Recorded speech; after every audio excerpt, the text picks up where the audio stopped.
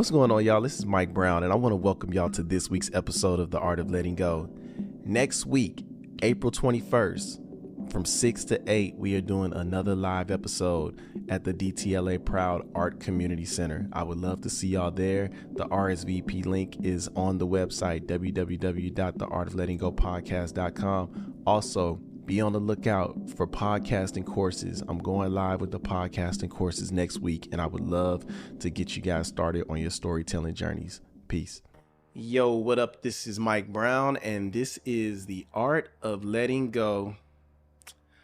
Today, oh man, I can't keep calling you a special guest. This is like your fourth, fifth time on the podcast. You might be one of my most featured guests, along with that yoga dude and Byron. But today I have YawnyBlew on the show. Yo. And it's nice to have you on the show today because we got some things to celebrate. Yeah. We're celebrating making it through Merch Madness, which was a month of us taking every day to sell our own merch. Which we're wearing. Yes, we are. I have your merch on. You have my merch on. So awesome.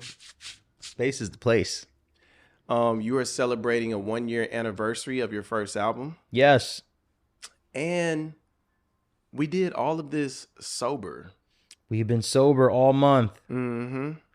But before we get too into it, I just wanted to know, how are you feeling today? I'm having a really good day. Happy Saturday to you.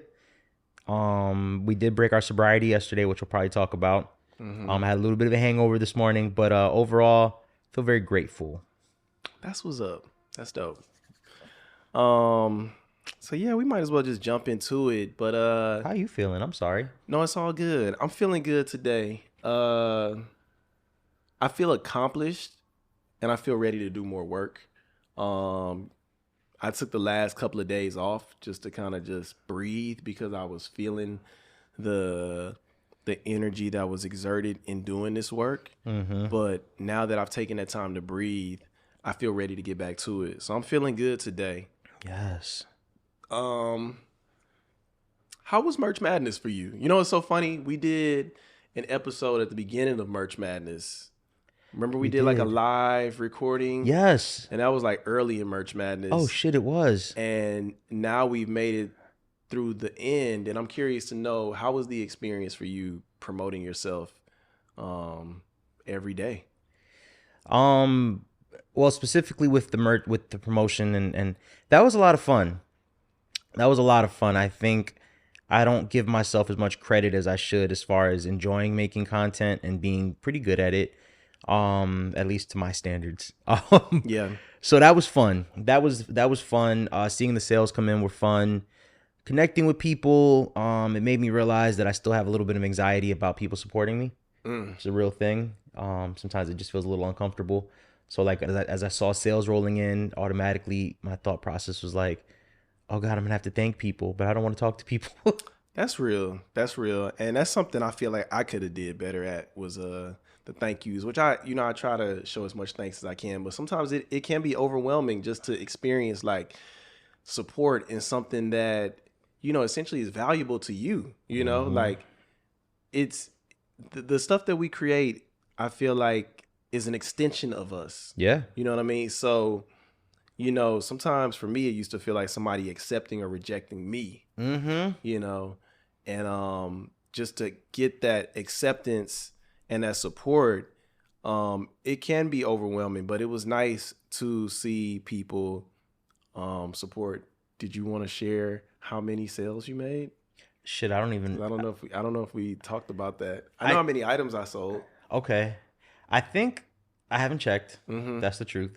But last time I checked, I was at around 22 or 23 items. Okay. So that felt really good. I mean, before that, I had sold nothing this year for sure. Yeah. So it was a complete bump in my sales, like 1,000-something% jump. How many items did you sell? I sold 43 items. Shut up. Yes. Oh, shit. So does that mean I won Merch Madness? You won Merch Madness. What do you get? What is your prize? I don't know. Dinner. I got you. Okay. Or maybe I should take you out to dinner since I won. Oh yeah, you got money now. I made more than you. Thank you. Just kidding. There you go. There you go. Dinner on you. No, that's huge. You know, okay. What I will say too, just on the same topic of support, because a lot of my support initially came from my family, which was really dope. Of course, I mean, there was a time in my life where I probably would have felt like, ew, I wish it was other people, or like, but it was nice to see my family see that I was doing something and really jump on board. And then after that, just to see my extended network of people that I don't always connect with. Some people that I've admired, some people who I thought maybe weren't paying me any mind, you know, because social media, you don't see everybody, you don't see. So it's just cool to see people that I've wanted to connect with supporting me. That made me feel really appreciative of this month, because I think what I realized was, I'm dropping everything. What I realized was social media is tough and people aren't always seeing you. Right, so posting every day was really bringing our content to people's attention, and then seeing people who are willing to support. It's just like, oh, all you got to do is put yourself out there. Like, people will support you. At any point, did it feel hard? I had no expectations, so there was nothing to make it feel hard. Except for the times where I wasn't ready with content. Yeah. But even that, making content in a crunch actually made it more fun. You know what? I didn't mind creating content in a crunch, but I really enjoyed the times of like scheduling content, like creating content for a day and having like 10 days of content, as opposed to like, because I'm gonna be honest, for me, sometimes when I'm having to think about what to post, it kind of gives me anxiety, because like, what am I gonna say? What is it gonna look like? What's this? As opposed to like having all that shit pre-done. It's like, this shit is done. It's in the bank. Just put it out. So the people that don't know, we came into Merch Madness. We were supposed to prep. We did prep, but like we were supposed to prep days in advance. We ended up kind of not prepping till the day of or the day before. But yeah, we really quickly learned the importance of creating content in bulk. Yeah. Shout out to CapCut, because that shit saved my life a few times. But yeah, creating content in bulk, and like you said, just having it ready, having it saved in the drafts, I think was super helpful. Because it made it a little bit easier, because like you said, it can be a little anxiety inducing. And on the other side of that too, which I'm proud of myself, actually, I didn't care too much about this month, but there's the part of you that like, you do all this work, the numbers do matter to you. They do. And you know, this is the first time for me, at least, I can say that I really gave 100% to this. You know, it's been times in the past where I felt like I would get mad over not seeing the results, but I also wasn't putting in the work. So with this, there were some days where I was like, damn, I'm working hard as fuck with this shit and I'm not seeing results. But at the same time, it was like, fuck that. Keep pushing till the end. And even up to that last day, like, even though I did make, you know, I sold 43 items. It was like, and thank you to everybody. Like, I have to say that as well. Like, thank you again to everybody that supported us this month, because, man, you know, you just don't know. You just don't know when you put this shit out in the world. And when people do support, it is much appreciated. And, you know, I am going to get around to thanking people personally. But, yeah, I think I just had tunnel vision on just trying to get through the month. But I think that's better too, right? Because I think in the past, when I've tried to create content, again, I'm looking for that immediate response. Yeah. So we came into this month. I know we had some conversations, because we prepped together. We had some conversations about just see the month through, and it's good to get at the end of the month and see like, no, this really does work. Like, I'm on different people's radars. I'm connected with different people. I'm seeing different people make purchases. I even got to what do you call it? Just swapping out merch and coming up with better concepts once you start seeing what's connecting, what's not connecting. Well, people really like hoodies. Or this I don't like the way this prints. Like, the whole process, I had to even deal with some of my shirts. There was an order that was made where they didn't have the size, and just troubleshooting that. I had never had to deal with that before, because I wasn't making no damn sales. So I got to troubleshoot real shit and learn how to utilize Shopify, Printify. We started fucking around with Etsy. Started working on creating things that felt more universal. Adobe Express was one of my friends. Canva. Like, we giving y'all free tools. So just all when you listen to this episode, write all that shit down, because this is how that shit was successful. Yeah. And I think that was the biggest part too. You speak about success. Like, I think I was very open-minded on what success looked like. You did set goals. I know you were talking about setting like financial goals and amount of products sold. And you know what's funny? I did have a financial goal, but it also, I was very clear in knowing like this is just a number I'm setting. Mm-hmm. But it's not the end all be all. It's really the journey. And I learned so much in the journey that, yeah, granted, I didn't hit that goal. It still pushed me to reach for that. Yeah. You know, and even if I would have hit the goal, it still would have pushed me to exceed that goal. So regardless, the goal was just a mark to keep me going on the journey. And yeah, I don't feel anything about not hitting it. I feel very successful in what was able to be cultivated this month. Like I said, it's given me so much confidence to sell other things, like, you know, to sell a podcasting course, to sell whatever it is. Music. That I exactly.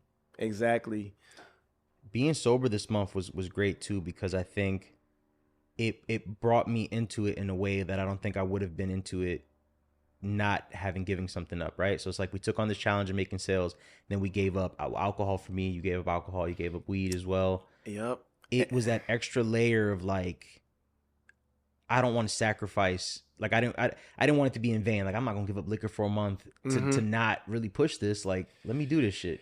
You know what's funny?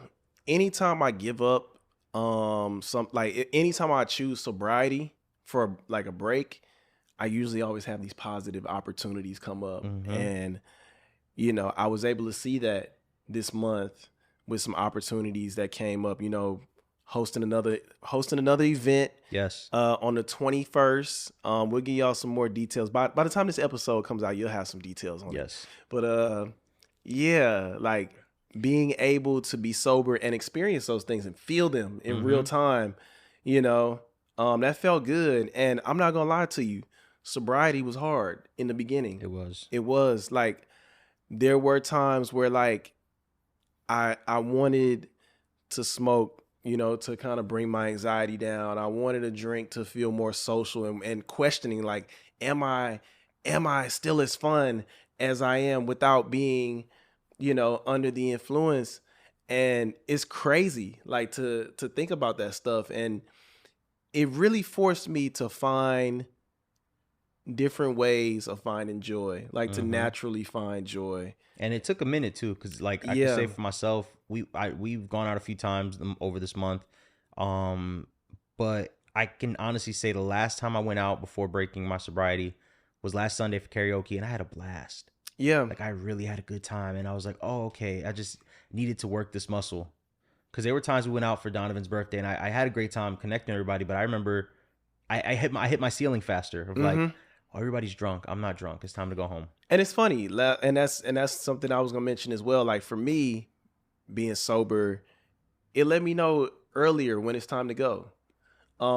It also made me aware that I am an introvert, and sometimes for me, it does take a lot of energy out of me connecting with people. Yeah. And that's not me saying like anything about the people. It's just me. Like it takes a lot of energy out of me to connect with people, and sometimes and to be present. And sometimes, you know, drinking or whatever, it can definitely like just make me be less. What's the word I'm looking for? I feel like I care less when you're drinking. When I'm drinking. Yeah, fair. Like I feel like I'm just more loose and not so much in my head. And sometimes when I'm sober, I'm very present, but then after a while, I'm like, okay, I'm ready to check out. I felt that coming into the end of Merch Madness, but it was helpful because on the days that I was working, like for example, we went out to a brunch and we started to work, and like our Donovan was getting tipsy, and I'm like, I still got a whole day I gotta work, like, and I was able to do it because I didn't have liquor in my system that had me feeling like, oh, I gotta be sluggish. So in that aspect, it helps. Like, and even going back to like you mentioned how you give something up and you gain, it's not a coincidence, right? If you think about like, so in order for us to prep for this month, we created content every Sunday. So Sunday became like a co-working day. And on those days, we would also follow up on other stuff, like trying to do another conversation, trying to book shows. So it was through working that muscle of like, well, I got to create content every Sunday. Let me knock out other stuff that we're able to lock in another show. Yeah. So it's like those tools helped, because even if I'm not selling merch anymore, it feels good to create content every Sunday. Like, I'm still an artist. I'm still putting out music. When am I taking the time to create this content intentionally, at least one day a week? It set me up. Like, there were days towards the end of this month where I didn't have a lot to do because everything was done. Yeah. But it's because I was supercharging my weeks every Sunday. So that was a big benefit of not drinking, because I wasn't hungover on Sundays. I wasn't going out to drink Sunday nights. I just focused the whole day on work, and it paid off. Yeah. How did you feel breaking sobriety last night? Last night. Shout out to China. Happy birthday, China. I had a great time last night. I went to see Drag Race. We saw DDM. Shout out to DDM. Shout out to Mikey Raps. Shout out to everybody. I just love you all. I felt really good. I was very intentional. I was very dramatic. I asked God, as I ingest these spirits once again and welcome them into my temple, I pray that just that I continue on this path, like whether or not I'm drinking, but it felt good. I'm gonna drink again tonight too. That's what's up. Fuck out of here. I definitely felt the difference. I felt the difference in my body drinking last night, and it wasn't a bad thing, but it was just like, oh shit, this is different. Yeah. And it also, I think because the break was so long, it doesn't feel like something I have to do regularly. And also something that can be done with limitations, because for me, I learned how to drink in college, so it's easy for me to have a drink, then that drink turned into like 3, and then going from like a social drink to like really being buzzed and like, I've never been that bad with liquor, but I've had bad experiences. So I'm at a place now where I can enjoy liquor, but I don't enjoy being drunk like that. Yeah. So I know when to stop. Yeah. For sure.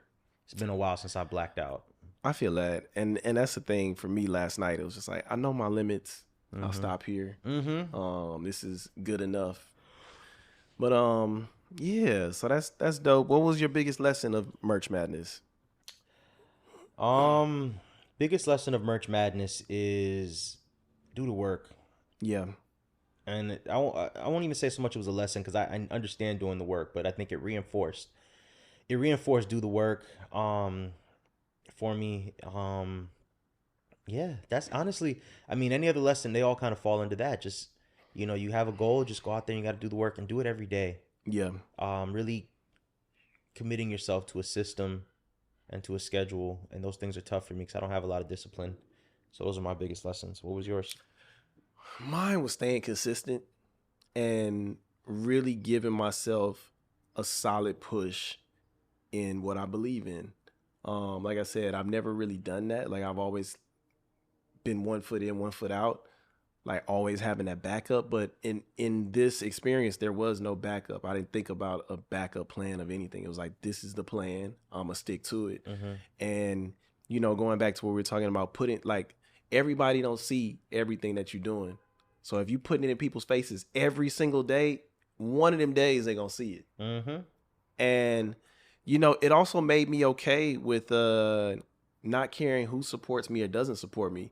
When I was in that place of, like I said, not all the way going hard for myself, yeah, that was a concern. Mm-hmm. Oh, this person ain't support me. This ain't that shit ain't matter.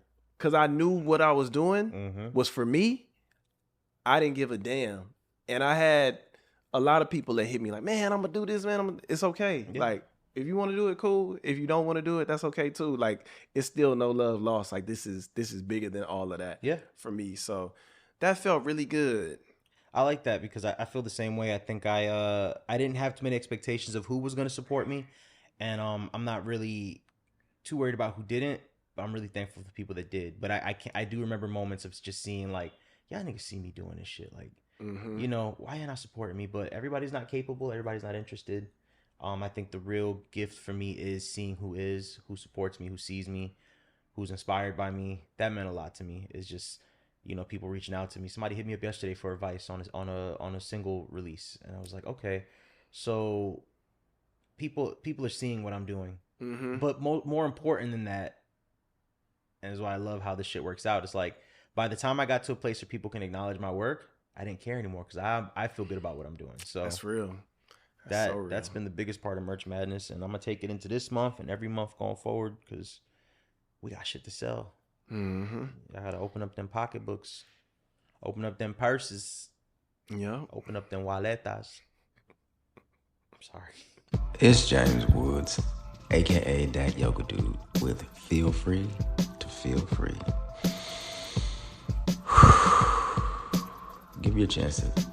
Give yourself a chance to hear, to heal,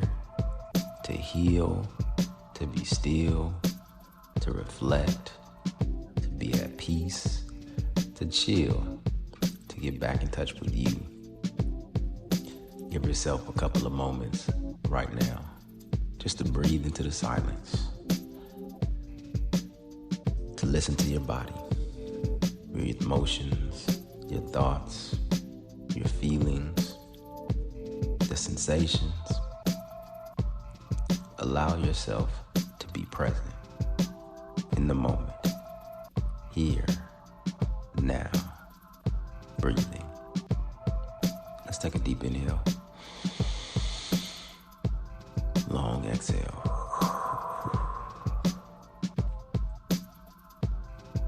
Being still, giving you what you need to feel free to feel free.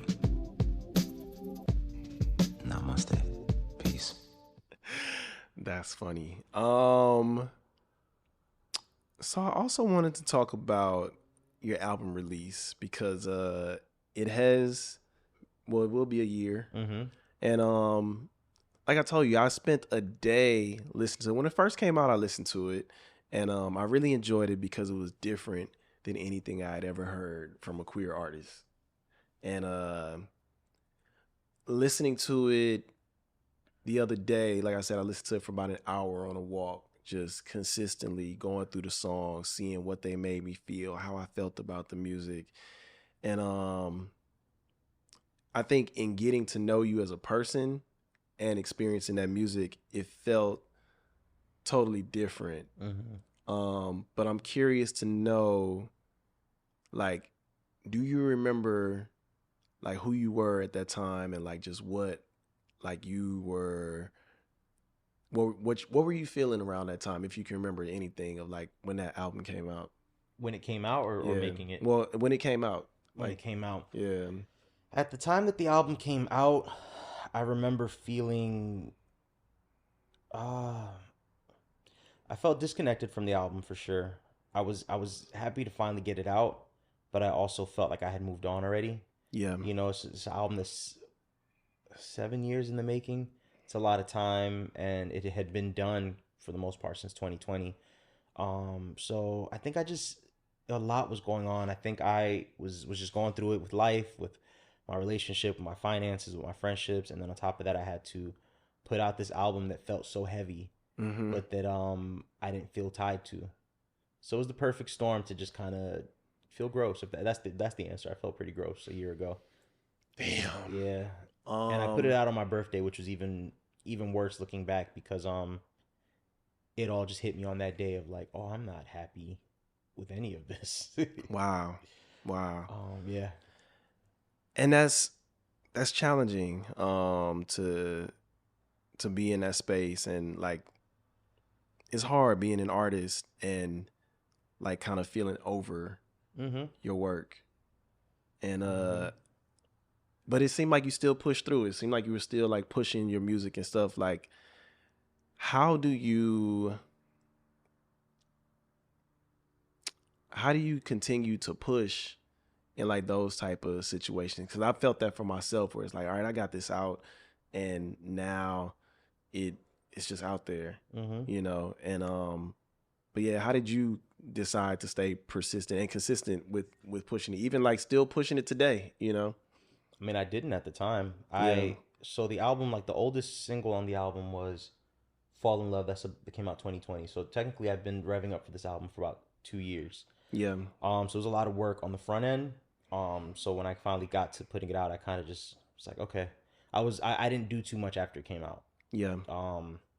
I didn't do too much after it came out. I ran out of steam. So what I did was, what got me back to this place, I think, was life happened. And I think I really just started to listen to myself and my body and my heart, and just start to do things that felt good, start pouring back into myself and doing the work, and a lot of other things happened. But when I finally got back around to it, realizing that I am proud of this project. Yeah. I'm proud of the version of myself that made it. And I wanted to celebrate. And I think that's why, now that I'm in a better place, I can listen to it and understand why I made it, and want to promote it and push it. And I felt like a 1 year anniversary just felt like a great time, because, like I said, I'm in a different space, and it's my birthday. It's my first album. I feel a lot better looking at it in hindsight, and understanding like why I made the choices I made making the project. Yeah. You know. How do you feel being in this phase of your creative journey? Because, you know, as I look at this and I see all these names of producers and writers and all these other people that contributed to your album, and now none of these people essentially right now in this phase are collaborators of yours. Like, you are essentially alone in your creative journey, and not alone, but Right. for the most part, you've done most of your work with these people. Yeah. And now you're doing your work alone. How does that feel? It's tough. It's got a lot of layers to it. I think for myself, I'm in a phase now where I understand that people have to grow and people have to evolve. I'm able to look back now and understand that I poured a lot into those relationships, from a place of love, but also from a place of attachment, from a place of fear. I really trusted and believed in everybody and what we were doing, and I think I just really wanted to win. And I've been learning a lot about just the concept of having your loves in different orders. And I think at the time, my desire to make it, whatever that meant, to achieve something, to succeed, was above my love of the music, even my love of friendship, my love of them as brothers. So I struggled a lot towards the end of just kind of finding my place and really feeling like maybe I was in transition, and I needed to be more aware of that and really remove myself to grow and to evolve. And I didn't do that in time, because I cared. I was so attached, and I put so much into it.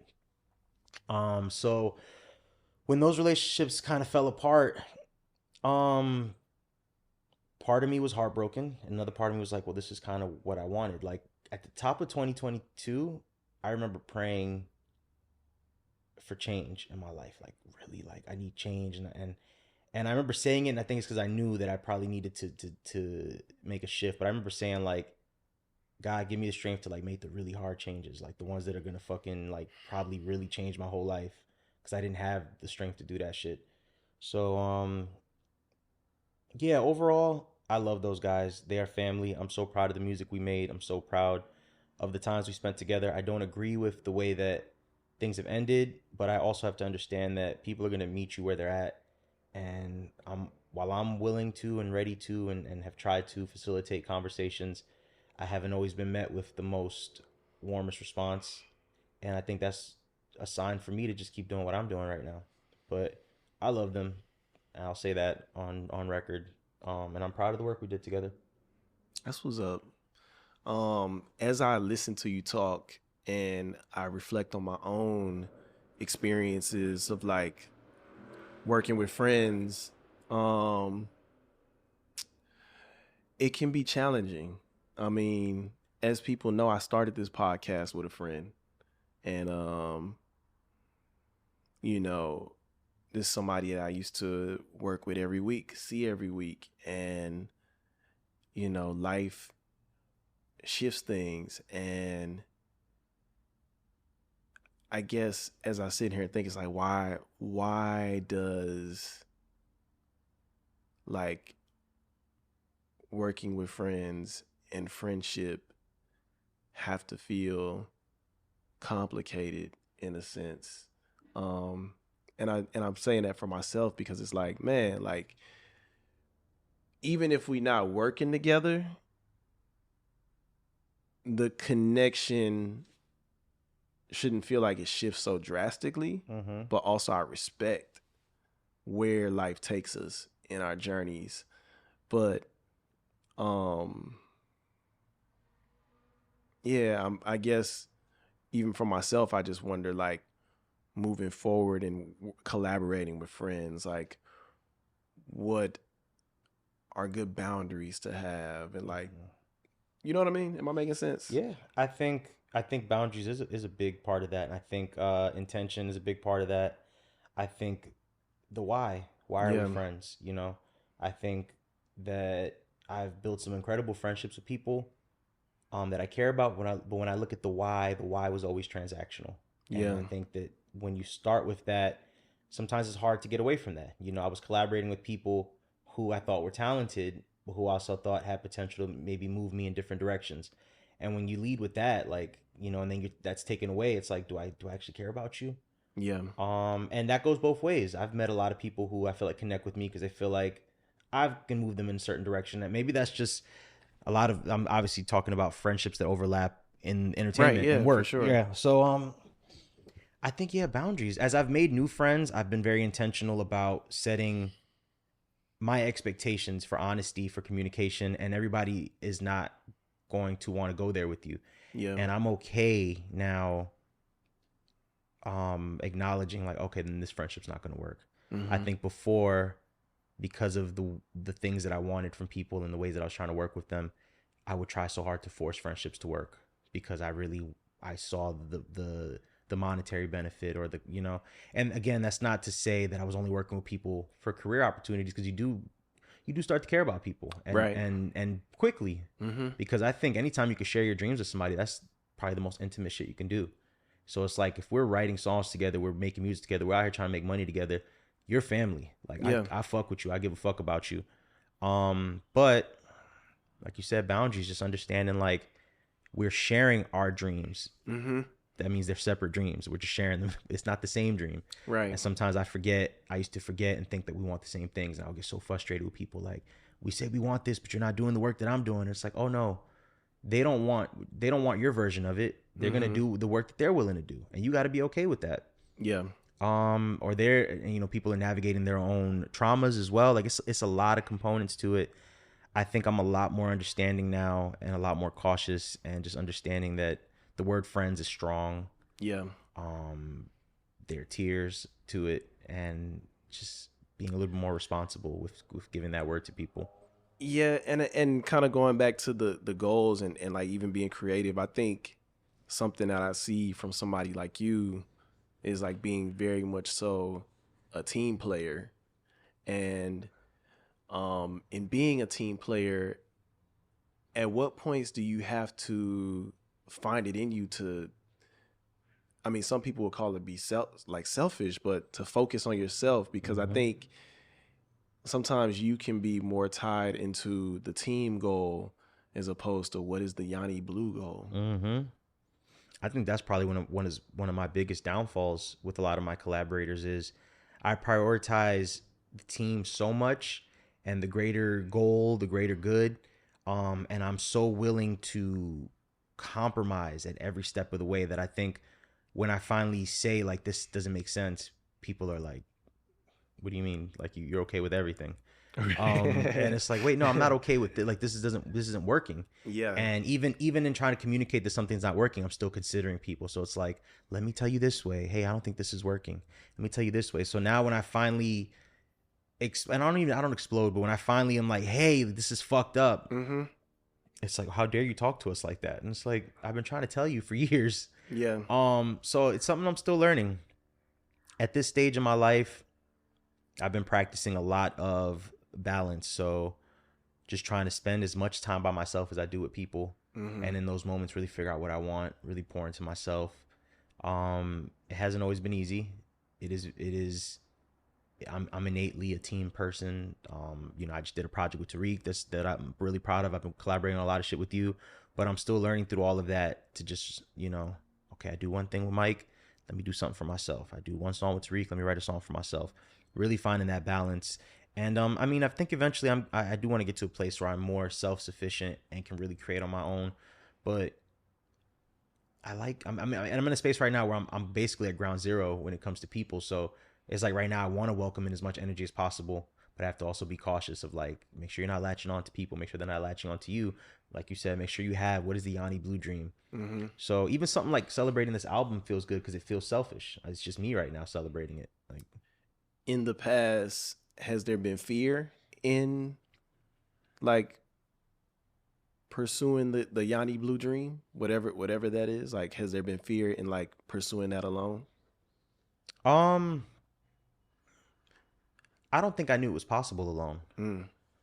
I don't think I knew it was possible alone. And I think through releasing music, through putting myself front and center as the artist or whatever, I've had to really empower myself in a lot of different ways. And just that's where I find the strength to do things alone, because everybody doesn't like promotion. Everybody doesn't like graphic design. Everybody doesn't like shooting video. Like, those are all places I've had to go to alone, because everybody likes to make music. But when it comes to like really pushing it, like pushing an album a year later, like nobody wants to do that. Right. I like those things. I see the potential in it. I've seen it work for other people. So those are places I have to go alone. And those are places where I'm really finding myself. So I don't think there was fear. I think there just wasn't, it was like, it wasn't even, I hadn't unlocked that level. I didn't know what that looked like. And especially in the way that I was working, I came in as a I'd been writing by myself in New York for a couple of years. So I came into the situation really excited to collaborate. And I think I came out of it very much in the box of like, this is what I contributed to that team. This is what I was allowed to contribute. This is what they wanted. So I forgot that I had all these other abilities, because when I showed up, it was just like, I just need that or whatever, like kind of compartmentalizing. So I'm rediscovering shit and learning. So ain't no fear now. I don't think there ever was though. That's what's up. So, you've been looking back at this album. Where is YawnyBlew as an artist today? I am really experimenting. I'm really falling in love with my voice, and trying to understand it as much as possible. I think I used to hide from my voice. I've been blessed to work with some incredible vocalists, and it has made me self-conscious. And I can admit that, and it is what it is. Like, if you work in Whitney Houston all day, you're not gonna open your mouth for like, right. And I've worked with some really, really great singers, male, female, like I've been really gifted. I've been really blessed in that way. So thank you, music gods. But I have come out of it like, I can't do that. But I'm remembering now that I have all these other things that I can do that people who can sing in every octave maybe can't do. So I'm falling in love with my voice. I am falling in love with storytelling again.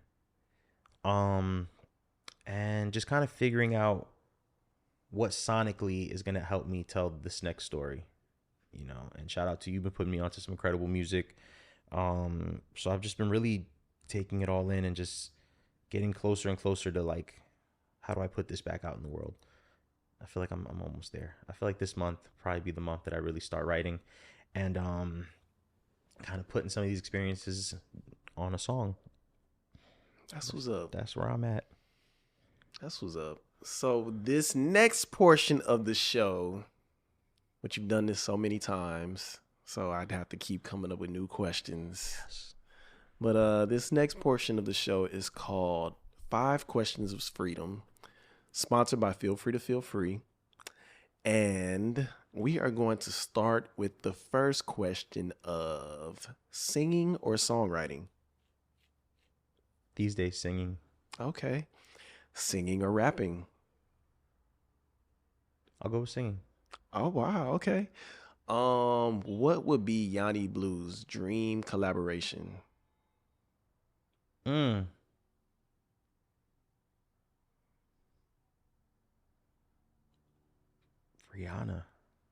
Okay. I want to know why. I do want to know why. She's just my favorite artist. Okay. That's dope. So Rihanna, if you see this, right. She's not gonna see this.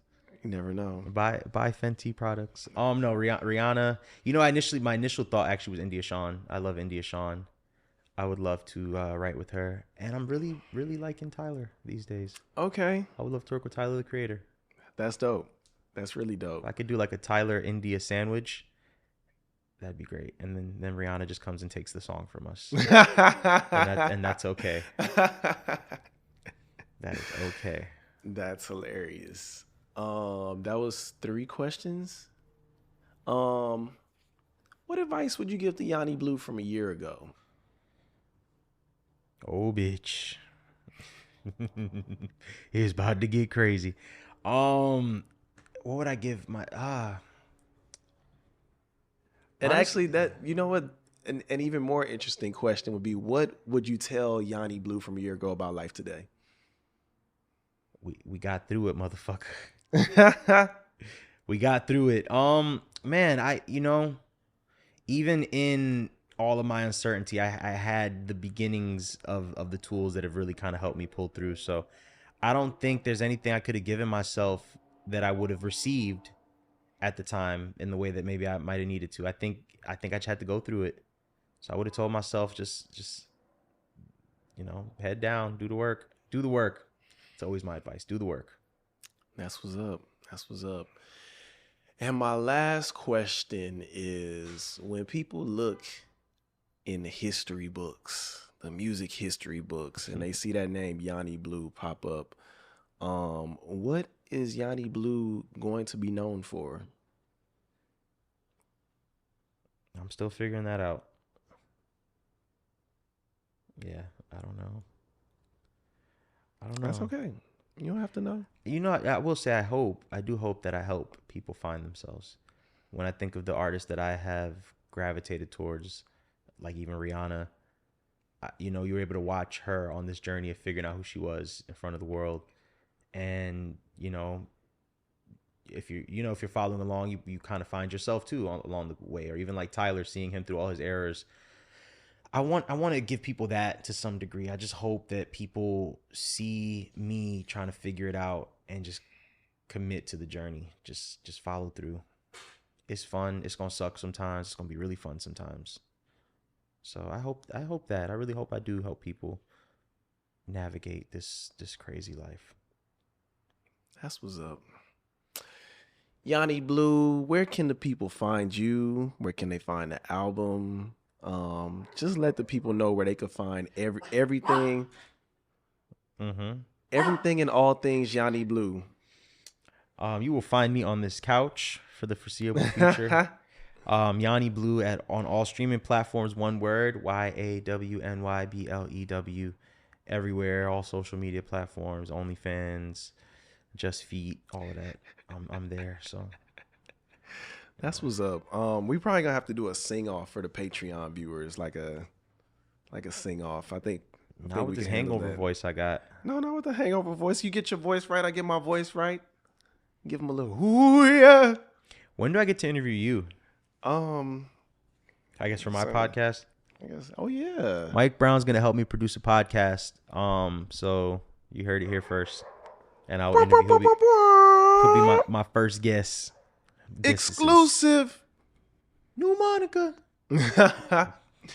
YawnyBlew, thank you so much for coming on the show. I'm looking forward to doing your show once we get that in production. Also, you always have a place here in the Art of Letting Go universe. Come on. We have a universe. It's a multiverse. I haven't decided what we're gonna call our people. I don't know if we're like let goers or the letters. Self-healers. The letters. That's disgusting. The letters? No. Self-healers? I like self-healers. Maybe we'll let the people decide what they want to be. Letters does kind of make sense because it's letters in the alphabet, but it's also like the LGBTQIA plus letters. Lettuce, bacon, tomato, guacamole. What do they call us? The alphabet people? Yes. So it would make sense. Oh my gosh. Alphabet people, letters. I like that. You see? I got you. Oh shit. Thank you, letters. YawnyBlew, for being on the show. I was gonna call you Yanni, but YawnyBlew, one word, for being on the show. Thank y'all for listening. This is Mike Brown. Look, merch. Oh no, this merch is not gonna be available anymore. If you didn't get it during Merch Madness, you might not see any of this for a long time. Yeah, I'm taking that down too. But and I'm taking that down. If y'all really want it, hit me. I'll send you the archive link. These are collector's items. I love $1. Mm-hmm. I love me $1. You might have to pay double for mine though, because it's not available no more. It's a collector's item. But thank y'all so much for listening. This is Mike Brown with YawnyBlew, and this is The Art of Letting Go. Peace.